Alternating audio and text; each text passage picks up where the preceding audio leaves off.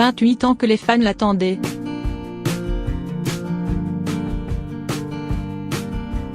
Michel Polnareff est de retour avec Enfin.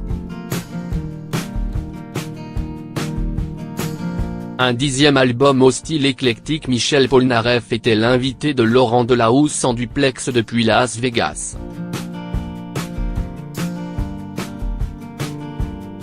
L'occasion d'expliquer un si long silence, de revenir sur son côté provocateur et de parler de son père. Michel Polnareff a toujours su se faire rare, surtout depuis qu'il a quitté la France pour les États-Unis. Son retour dans les bacs avec Enfin est l'occasion d'avoir de ses nouvelles. Rêve de salle Playel.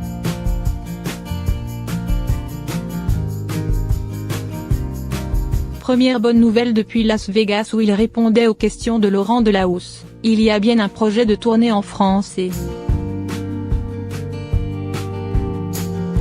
Michel Polnareff aimerait commencer par la salle Playel pour conjurer le sort.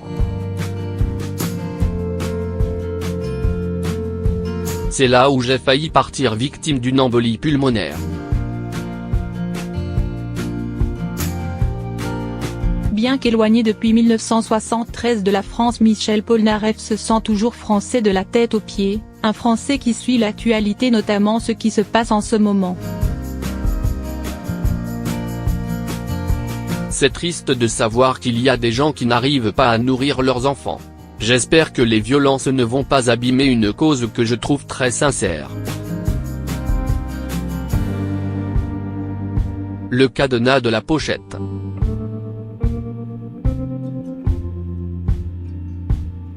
Quand je voyais le cadenas de mon smartphone s'ouvrir, je me disais, tiens, je peux communiquer.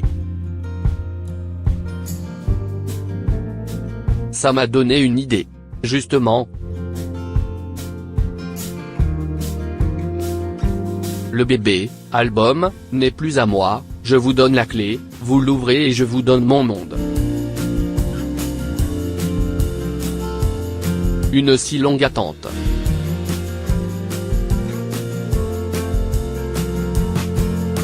Il y a une surenchère sur les dates de ma soi-disant absence. Je ne fais pas des disques pour faire des disques, je fais des disques pour emmener le meilleur de moi-même. Je pense avoir réussi avec Enfin.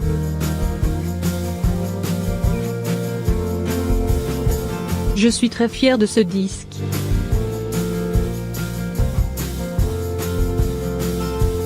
Il y a eu des problèmes de santé, ma tournée que j'ai dû interrompre.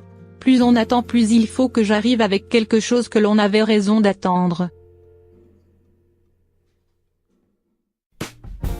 C'est pas parce que je ne sors pas de disque que je suis en manque d'inspiration. C'était tout à fait le contraire.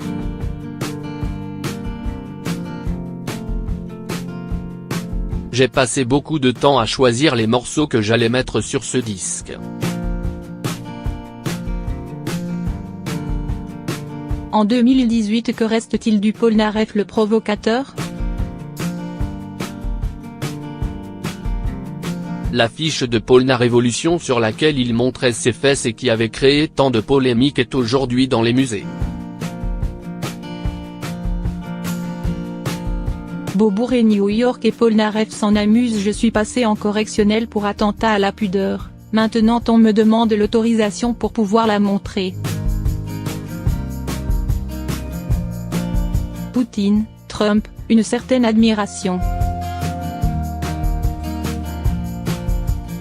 Vladimir Poutine est l'homme politique qui semble avoir marqué le plus Michel Polnareff.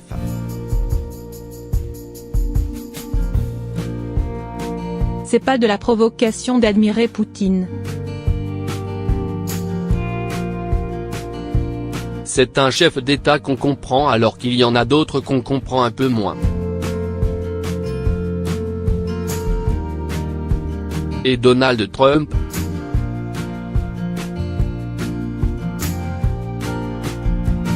Ce qui me plaît chez lui, c'est que c'est un président qui parle rue. On ne le sent pas dans une tour d'ivoire, pas au courant des besoins des gens. Je ne dis pas qu'il est parfait.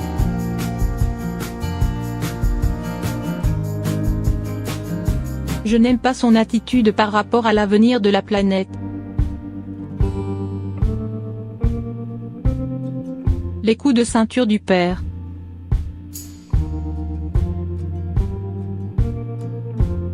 Devrais-je en vouloir à mon père de m'avoir traité en esclave des musiciens classiques Chopin ou Debussy? 10 heures de piano par jour, ça fait beaucoup d'heures. Je ne peux pas lui reprocher.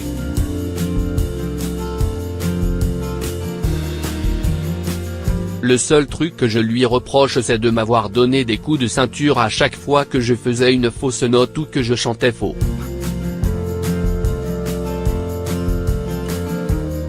Je lui ai pardonné.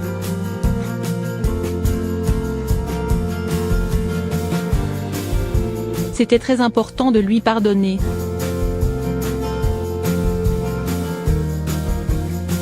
Johnny, ce héros.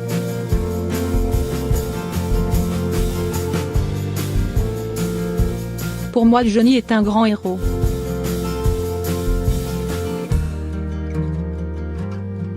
Il a montré un héroïsme extraordinaire jusqu'à la fin.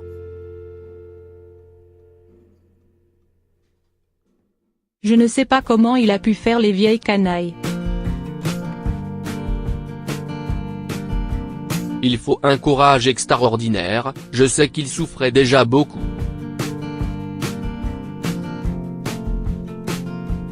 Quand on a un ami, on n'a pas envie de savoir qu'il est dans la douleur. On a envie qu'il s'en aille.